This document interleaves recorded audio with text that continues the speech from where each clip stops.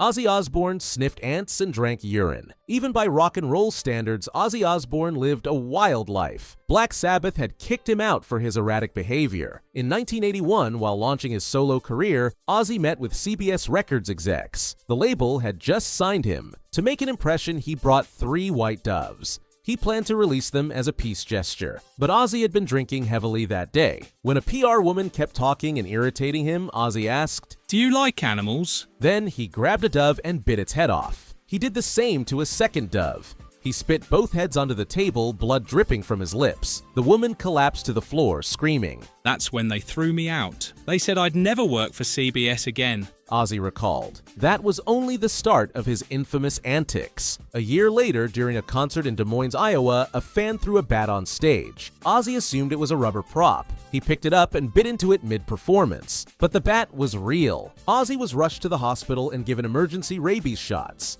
Still, neither of these moments was as shocking as what happened on tour with Motley Crue. In the early 80s, the 2 acts were sharing the road. One day, they were lounging by the hotel pool. Ozzy's wife Sharon had hidden his clothes to stop him from going out, so he showed up in a floral sundress. Ozzy asked if anyone had cocaine. No one did, so he asked for a straw instead. He spotted a line of ants crawling across the pavement. He bent down and snorted the entire trail up his nose. Still wearing the sundress, Ozzy stood up and pulled the hem aside.